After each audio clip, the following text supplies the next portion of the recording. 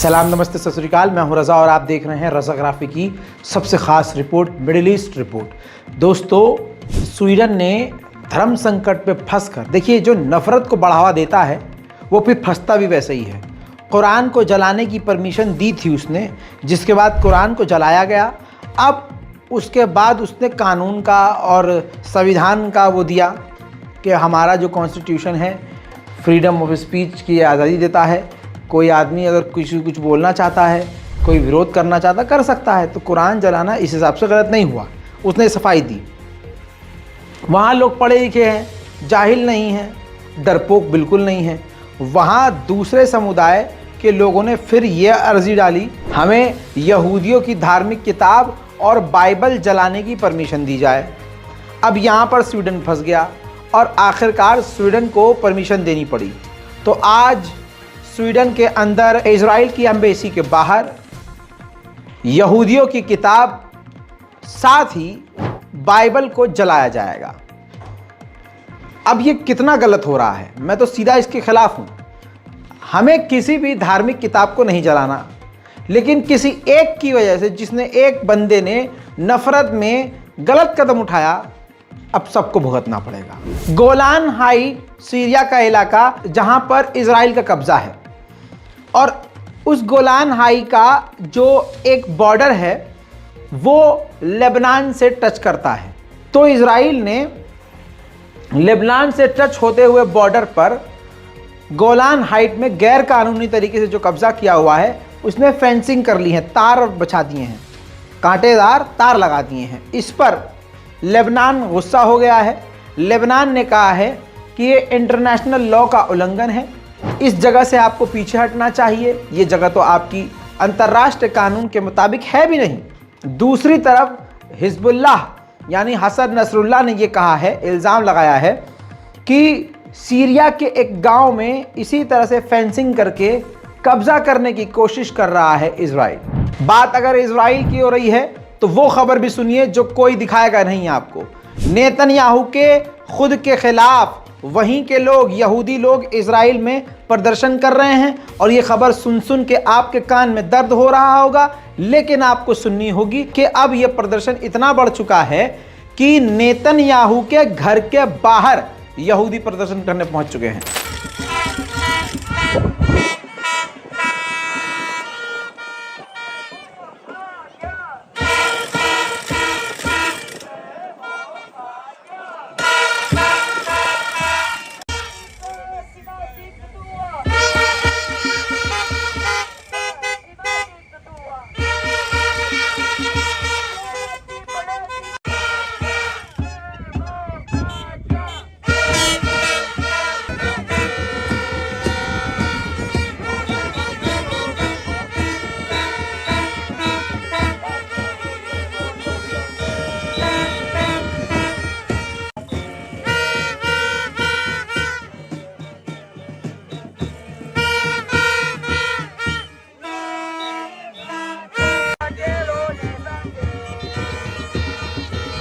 इस नेतन्याहू के खिलाफ पूरे यहूदी लोग खड़े हो चुके हैं।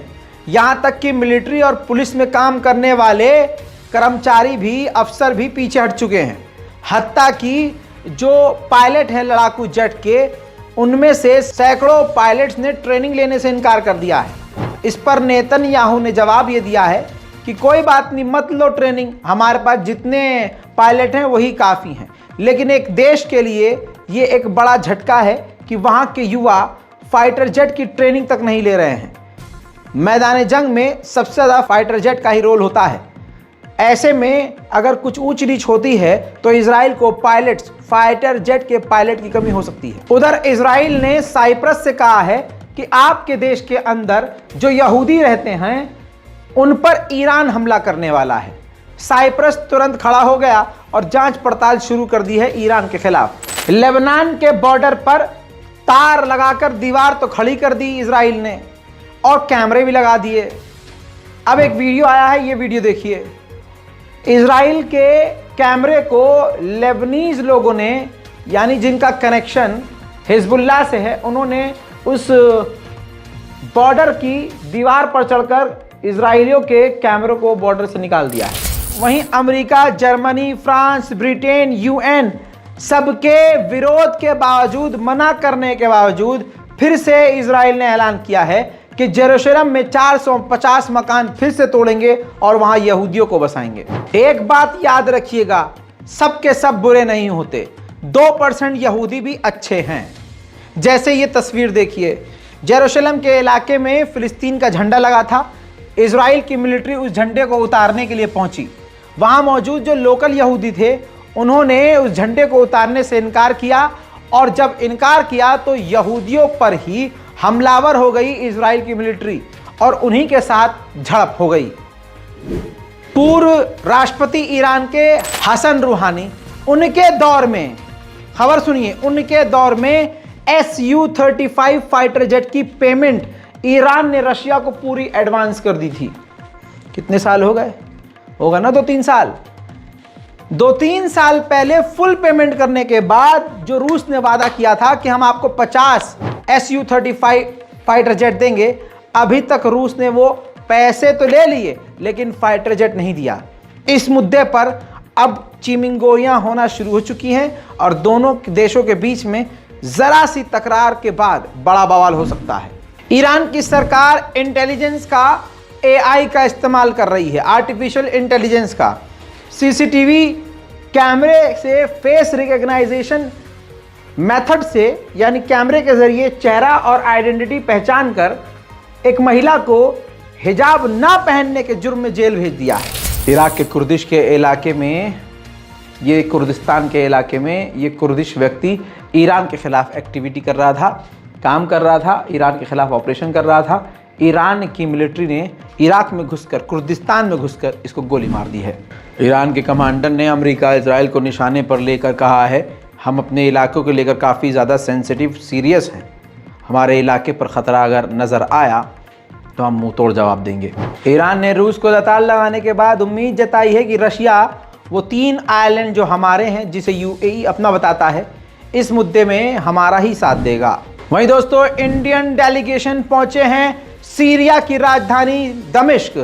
ताज़ा तस्वीरों में देखिए कि इंडियन एम्बेसडर्स ने और पूरी डेलीगेशन ने, मोदी सरकार की डेलीगेशन ने मुलाकात की है बशर अल असद से, यानी सीरिया के राष्ट्रपति से।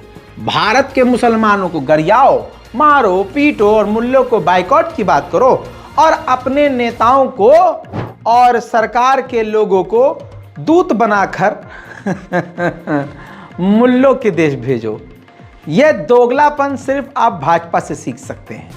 नेटो में स्वीडन को शामिल होने की परमिशन तुर्की ने जैसे ही दी, कई तरह के फायदे उसको दिए जाने शुरू हो चुके हैं।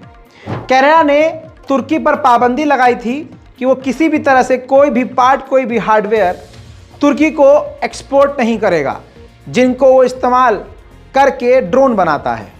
वो तमाम तरह की पाबंदियां, सब तरह की अब तक जो पाबंदी तुर्की पर कनाडा ने लगाई थी, वो पाबंदियां हटा ली हैं। तुर्की के लिए फ़ायदे की बात तो हो गई है।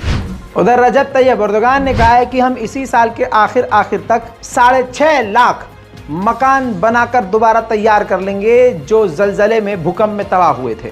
उधर ब्रिटेन ने मोहम्मद बिन सलमान को इनवाइट किया है लंदन आने के लिए। दोस्तों, ये थी मिडिल ईस्ट की स्पेशल रिपोर्ट। अपनी राय कमेंट में ज़रूर लिखिए और जो मेरा नया अकाउंट है रज़ाग्राफी_ऑफिशियल, जो मेरा नया इंस्टाग्राम अकाउंट है, उस पर आइए, फॉलो ज़रूर कीजिए ताकि आपकी और मेरी लगातार डायरेक्ट बात हो सके। इधर मैं आपको लाइव भी मिलूंगा, आपके सवालों को जवाब भी दूंगा। मैं हूं रज़ा और आप देख रहे थे रज़ाग्राफी। जय हिंद।